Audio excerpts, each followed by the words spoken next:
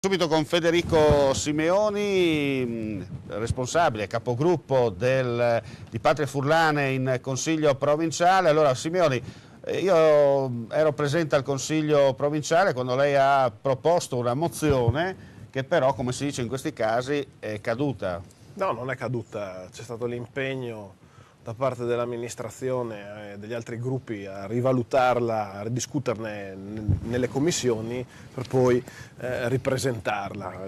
Ricordo che la mozione si imperniava sulla richiesta di riduzione dei componenti della giunta provinciale, in quanto con la riforma della legge 26 numerose deleghe sono state avvocate alla regione, quindi mia valutazione, che non è stata condivisa da tutti, è che ci sia in questo momento un sovrannumero di assessori rispetto agli impegni che sono richiesti, ma dall'altra parte ho fatto anche una riflessione: neanche il Consiglio non può essere quello che chiede alla Giunta solo di ridursi, ma deve fare anche egli stesso una riflessione e quindi ridurre le spese che secondo me si possono ottenere. Mi permetta, i cosiddetti famosi tagli, che non sono quelli da osteria, ma sono quelli che servono per dare anche un esempio chiaro e trasparente alla cittadinanza, magari alla popolazione, dove in un periodo di crisi, dove tutti si tirano un po', come si dice, la cinghia, magari anche i politici fare il passo avanti o il passo indietro. Certo, infatti io ho proposto che si passi dal sistema dell'indennità mensile per i consiglieri a quello del gettone di presenza, in quanto anche noi ormai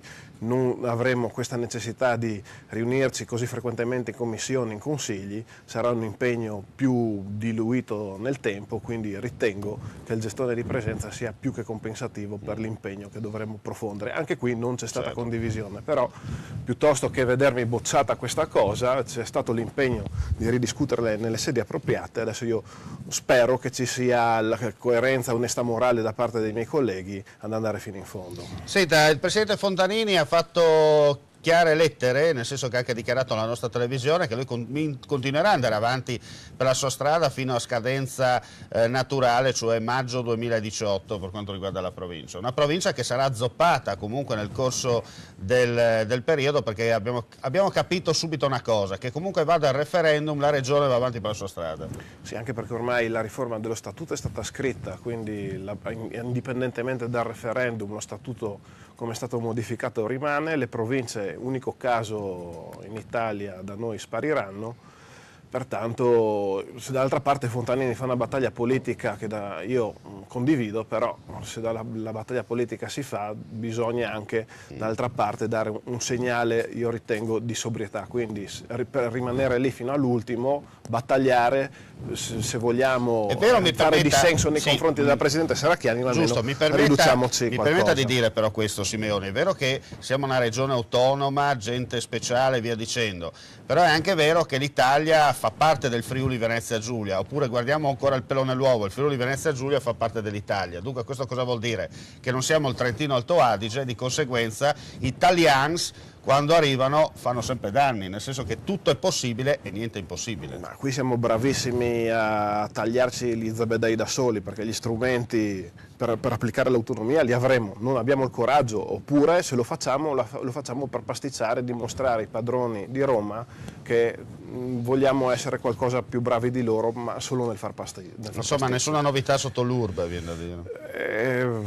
No, fino a quando non cambia la classe dirigente credo proprio di no. Per quanto riguarda invece i referendum bocciati, secondo lei la proposta che avete fatto anche voi con gli altri autonomisti per creare un'eventuale provincia, due province, da una parte Trieste, dall'altra parte il Friuli, abbiamo visto che a Trieste amano fare la metropolitana, di superficie non si è capito se interrata o aperta, ma se anche il tram de Opcinac è nato disgraziato, viene da dire il binario morto, triste e solitario, viene da sottolineare, no? La città metropolitana è solo un fattore di dimostrare politicamente supremazia di Trieste sul Friuli, ma rimane l'abominio di questo meccanismo referendario regionale, anche qui credo che sia un caso unico tra tutte le altre regioni d'Italia, dove chi deve essere giudicato ha in mano gli strumenti per arbitrare il giudizio su se stesso. Il referendum è l'unico strumento che ha il cittadino per poter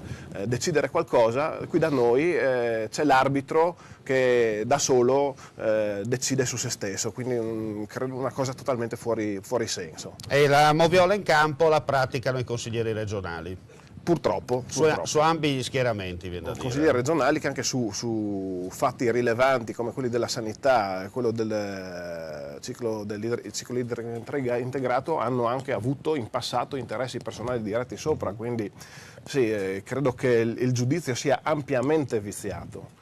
Io spero che facciano bene i comitati su queste cose, andare avanti chiedendo un giudizio proprio alla magistratura affinché questa legge venga cassata definitivamente. Bene, grazie a Federico Simeoni per la sua partecipazione, rimanga un attimo con noi perché adesso parliamo di una